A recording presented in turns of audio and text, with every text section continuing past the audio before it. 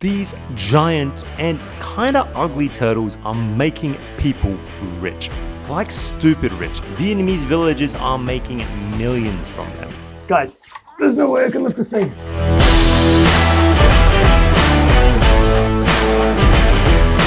I think it's trying to bite you. It looks like nothing you've ever seen before. It is in fact a turtle, crazy creature. And without these farms, these turtles have a pretty grim future. Con rùa mai mềm cuối cùng tại Hồ Gươm đã chết vào tháng 1 năm 2016. Số lượng của loài trong tự nhiên thì vô cùng khan hiếm. The Yangtze giant softshell is functionally extinct. Oh, he's biting me. It's so cute. So we're gonna dive into exactly how they're farmed, all the way from egg to their giant, monstrous final form. That is the oddest egg I've ever seen. It is completely cylindrical. Có ánh được không? Dạ được, nhưng hồi luộc trang thử thì ngon. This might be the gory bit. And discover why their meat is so damn expensive, what the consequences of that are. And finally, we're gonna try some and see if it's actually worth the price tag. This is kind of gory, I have to admit. We're kicking things off in Vietnam's Mekong Delta, not far from the floating markets of Can Tho. Here, down some of the smaller tributaries, Chi Hue has been farming 2 species of soft-shell turtle for almost 20 years. It often seems to me that farming these kind of novelty creatures is way easier than farming like giant cows. Chicken farms are so competitive. I'm sure there's complications, so we're gonna ask and find out. But it seems pretty chill to me. These are Asiatic soft-shell turtles. They're kind of crazy looking, with smooth, leathery shells, broad, pancake-like bodies. Their heads have a long and tubular snout that gives them a pig's nose-like appearance. How old is this creature? Trên 40 tuổi em. Some are a muddy brown, others an olive green, and they make a weird dinosaur-like sound when you try to deadlift them. Crazy creature. Overall, they are an odd-looking creature, and these things get huge. Did you catch it this big, or did you raise this from a baby? Lúc mình mua về là nó cỡ 9 kg. Wow, how many years ago was that? Nếu mà tính tuổi chắc con này trên 40 tuổi. Không Now nhớ bao nhiêu năm. I got it. This is a giant family property. They have fish ponds over on the left here, which is where they grow out a lot of the food. Family graveyard. To find out how they're farmed, we'll start out in the breeding area. Here, concrete ponds keep breeding groups separated. Each of these units contains 4 females, 1 male. These ponds are roomy and filled with fresh water. There's plenty of room to swim around and relax, and they have a ramp that leads up to a sand pit. It's filled with soft sand, perfect for the females to dig and lay their eggs. Whoa, it's really deep. Now that's kind of surprising. Oh my God. And there we have one. That is the oddest egg I've ever seen. It is completely cylindrical. They're gonna have eggs maybe once or twice per month, and they're gonna have about 8 to 20 eggs. Có ánh được không? Dạ được. Được hả? Ngon không? Nhưng hồi luộc trang thử thì ngon. Wow, so I was just joking. It turns out you can eat these. That's crazy. We're gonna keep these eggs for later, but usually they would be left to incubate and hatch in this same enclosure. But once these little guys do hatch, they're whisked away to a juvenile raising area. Is there anything cuter than a baby turtle? I'm not sure. Even with an ugly face, probably hard to find a cuter creature than a baby turtle. This area is a small, sheltered courtyard where each brood gets its own space. Some are so tiny that they fit into small plastic buckets, while other larger broods scamper around in the hundreds in larger raising ponds. This little cutie here is around 2 months old. There's buckets of these dudes, and at this age, I mean, come on, who doesn't like a baby turtle? Kind of weird noses, huh?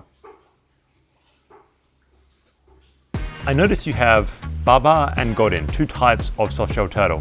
Why do you specialize in the Godin? Còn ba là nuôi số ít để mà giống như nó ăn cái phần thức ăn thừa của cô Đinh đó. Tại vì thường ba nó ăn nhiều hơn, cô Đinh nó ăn mạnh hơn. So the way you can tell that this is a Godin is it has sort of like 2 little dimples on either side of its neck. Kind of strange, but that's basically the easiest way to tell the difference between one of these guys and a Baba softshell turtle. These guys have little sharp claws, they can bite. Oh, he's biting me, it's so cute. Their daily routine includes a diet of everything from snails to small fish, and a regular water change to keep the environment clean. They stay here, growing and strengthening until they're ready for the next stage, which is the growout ponds.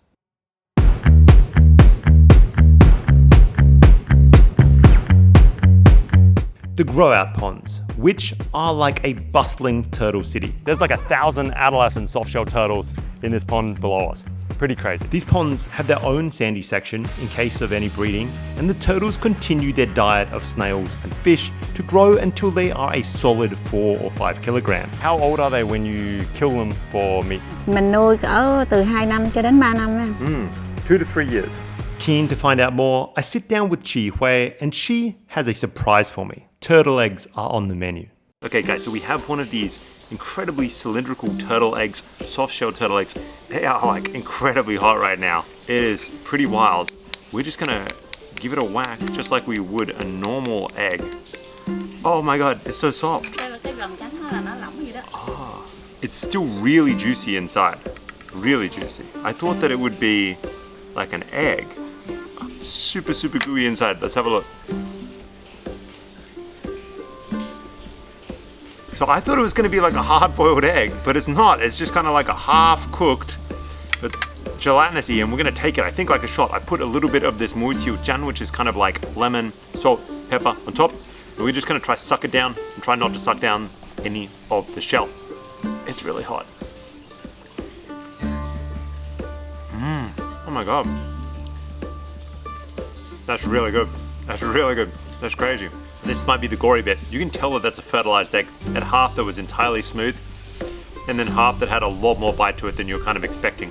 I wouldn't exactly call this balut, but again, these are fertilized eggs, so it's not the purely liquidy egg you're used to.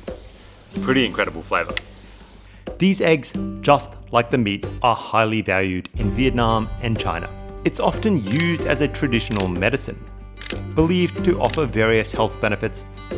How did you get into turtle farming? Like, what was the initial idea? Lúc mới đám cưới xong rồi là anh cho cua đẻ rồi cho tiền xây hồ rồi làm vậy đó. Is it a good business? Nói chung là nuôi nó thì cũng nhàn, chi phí thì nó cũng nhẹ nữa, quản lý nó cũng dễ. What can go wrong? There must be some downsides to it. Cái nguồn thức ăn bây giờ, thời buổi bây giờ thì nó hơi cao hơn, khó hơn so với thời điểm trước. So it's mainly just the food. That's not that bad though. Is it good? Does it taste good? Thịt nó chắc. Really? Okay. Nó bổ nữa. I guess we got to try this. These turtle farms are critical.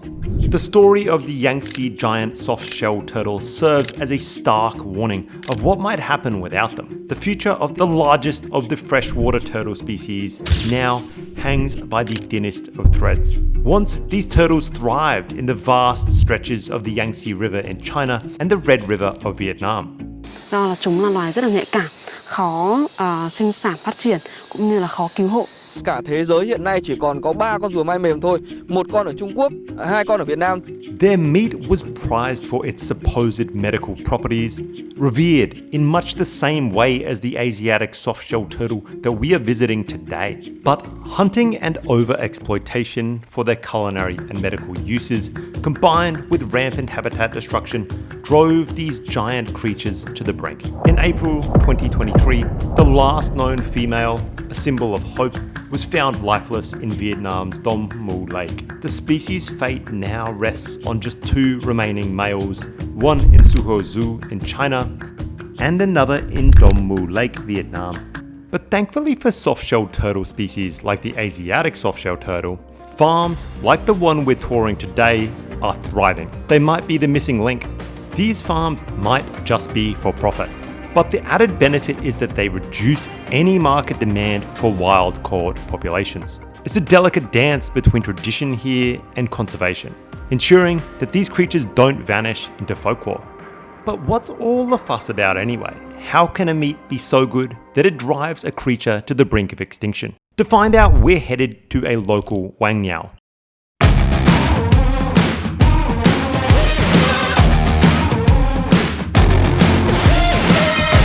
A Wang Niao is a restaurant come bar, traditional all across Vietnam. But they are as much about food as they are about the drinks. I'm tired of waiting, lost we're headed to Bin Yung 6, a rather upmarket example of a Wang Niao, where we're gonna find one of our leathery shelled friends prominently featured on the menu. You know we couldn't eat that kombaba deep in the Mekong. I mean, we could have, but it's far more interesting. So we are in one of those fancy seafood restaurants that they have in China and everywhere else around Southeast Asia that has just about everything. Let's check it out and let's find our dinner. So just a quick scout on here. It looks like they've got sole, giant Alaskan lobsters, crayfish. I think that's a stingray, a blue spotted stingray. That seems kind of interesting. Down here in the corner, next to all the shellfish on our right, we have a freshwater tank containing both frogs and our soft shell turtle. I feel a little bit bad, I've got to admit. But them's the breaks. Let's see how he tastes.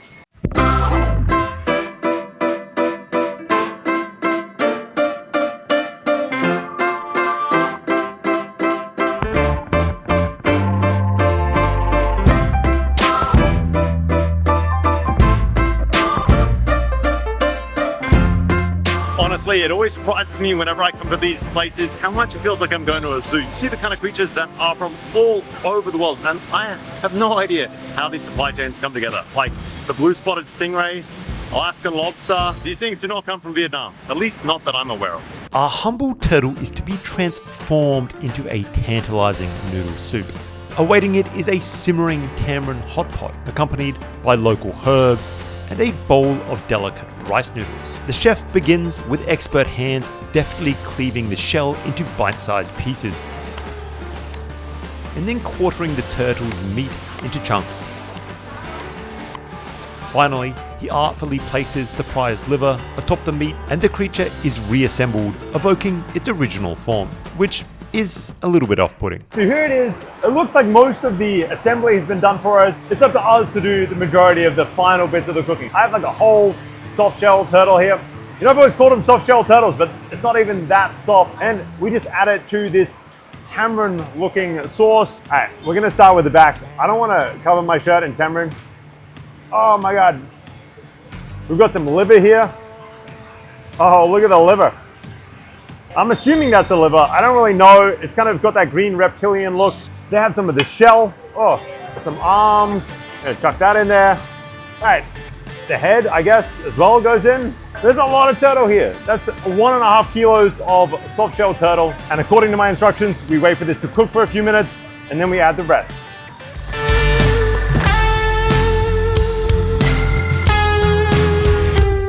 We've been cooking for a little bit of time here. I have no idea how well done my turtle is supposed to be. I think we've got enough heat in there to start adding the other pieces of this puzzle. I'm starting off with the pork, some deep fried tofu squares, and then some plantain looking bananas. That is our final ingredient. And we're gonna dust it off with a little bit of sliced herbs right at the end here. I think we're ready to go, guys. We have the green turtle meat. I think I have an arm here. This is kind of gory, I have to admit. You can still kind of see the little flippers on this hand here. The fat is a lot more translucent, or the sort of skin. And again, this entire thing is kind of skin because it's a soft shell turtle. This is testing even my chopstick skills, which at this point are top notch. Oh my God, wow. That is really gelatinous. Like the skin has a super rubbery texture. It really doesn't look like the turtle that I've eaten before. Huh. And it doesn't really taste like it either. This has a really beef-like flavor. It's like a real red meat. And then you have the thick layer of gelatinous skin on the outside. I'm not sure that it's taken on much of the flavor of the soup at all. It's strange to me that they're cooking it this way, sort of boiled like this. Maybe you're supposed to scoop up some of the sauce along the way, which we will do in a minute.